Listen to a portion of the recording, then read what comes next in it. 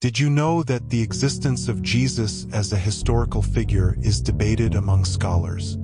2,000 years ago, something happened that changed our world. According to ancient written testimonies, a man set foot on our planet who was different from all others. He claimed to be from beyond our world. His name was Jesus. The incredible feats and lofty words attributed to him have caused some to label him a myth.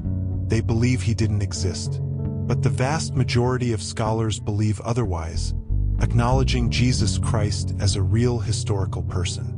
After reading the New Testament accounts of Jesus, the great scientist Albert Einstein became convinced of Jesus' reality.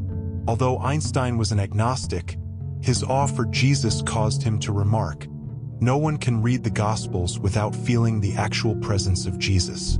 His personality pulsates in every word. No myth is filled with such life.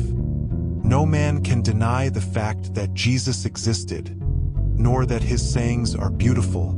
Virtually all leading secular historians, such as Will Durant and H.G. Wells, have been convinced of his reality. Summing up the opinions of first-rank historians, Wells wrote of Jesus, "Here was a man. This part of the tale could not have been invented. Ancient history offers several clues about Jesus Christ. These clues come from archaeological discoveries, contemporary historical documents, and ancient New Testament manuscripts. Archaeologists have discovered relics of names and places associated with Jesus. These discoveries include the synagogue in Capernaum where Jesus often taught, a stone with the name Pontius Pilate, the ossuary of Caiaphas the high priest who tried Jesus, and the recent discovery of first-century Nazareth, the town where Jesus lived as a child. Until that discovery, many skeptics had argued Jesus couldn't have lived in Nazareth, since there had been no evidence of the town's existence in the first century. Evidence for Jesus has also been discovered in written documents dating as early as the 1st and 2nd centuries. Within 5 years of Jesus' life, church creeds spoke of his crucifixion and resurrection. Furthermore, within 150 years of Jesus' life, 42 authors mention him in their writings, including 9 non-Christian sources. During that same time period, only 10 authors mention Tiberius Caesar, the Roman emperor during Jesus' ministry. Yet no serious historian doubts the existence of Tiberius Caesar. There is also more early documentary evidence for the existence of Jesus than for Alexander the Great. The historicity of Alexander the Great and his military conquests is drawn from only 5 ancient sources, none of whom were eyewitnesses. Although written 400 years after Alexander, Plutarch's Life of Alexander is the primary account of his life.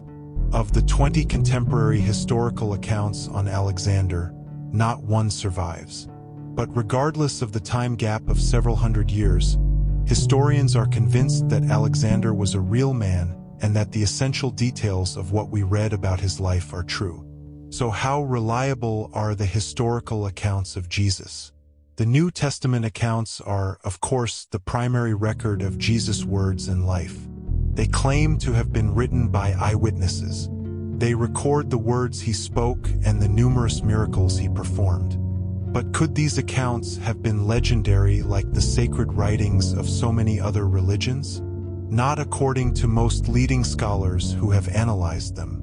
C.S. Lewis, who taught literature at both Oxford and Cambridge, wrote, "Now as a literary historian, I am perfectly convinced that the Gospels are not legends. However, books like Dan Brown's fictional The Da Vinci Code argue that the original message about Jesus has been altered and his identity hijacked.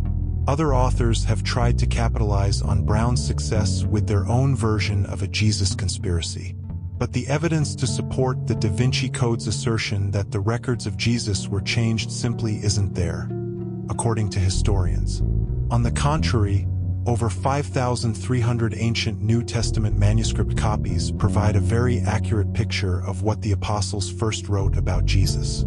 Since thousands of these New Testament manuscripts exist, scholars are able to compare their words, applying the science of textual criticism to determine what the original documents said. New Testament scholar F. Bruce acknowledged, There is no body of ancient literature in the world which enjoys such a wealth of good textual attestation as the New Testament. 8. This enormous wealth of early manuscript evidence strongly supports the reliability of the New Testament today.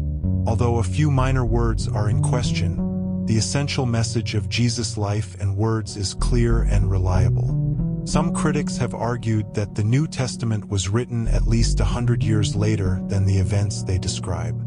If true, there would have been no eyewitness reports. However, more recent evidence reveals a much earlier dating, well within the lifetime of the apostles who wrote them. One compelling discovery that stunned critics of the New Testament's reliability is a tiny fragment of a copy of John's Gospel dated AD 114 to 125.9. The words on that copy of the original Gospel, as well as those on later manuscript copies, are virtually identical to the New Testament today. Regardless of the ongoing attacks on the New Testament from skeptics, the evidence for its reliability is well documented. Nevertheless, some remain skeptical about the miraculous nature of Jesus' birth, life, death, and resurrection spoken of in the New Testament. Leading atheist Richard Dawkins wrote to his 10-year-old daughter, Juliet, about beliefs and evidence. In his counsel, Dawkins admonished Juliet to be skeptical of anything that can't be supported by evidence. Belief that there is a God or gods, belief in heaven, belief that Jesus never had a human father, belief that prayers are answered, and not one of these beliefs is backed up by any good evidence. Dawkins adamantly states in his letter to Juliet that there is no evidence to substantiate belief in Jesus Christ as divine. Yet he also counsels her to seek evidence before drawing her own conclusions. And, next time somebody tells you that something is true, why not say to them, what kind of evidence is there for that? And if they can't give you a good answer, I hope you'll think very carefully before you believe a word they say. Dawkins's advice to his daughter raises a good question. Why should we believe any of Jesus' miraculous deeds, particularly his resurrection from the dead? Tales of mythical gods such as Osiris, Tammuz, Adonis, and Horus dying and rising from the dead lead us to ask what's different about the account of Jesus' resurrection. That's a great question that needs to be answered by the evidence. For one thing, an examination of the historical evidence reveals that the earliest of these alleged parallel accounts appeared at least 100 years after the reports of Jesus' resurrection. The ancient Egyptian cult of Osiris is the only account of a god who survived death that predates Christianity. But the mythical return to life of Osiris was far different than Jesus' resurrection account.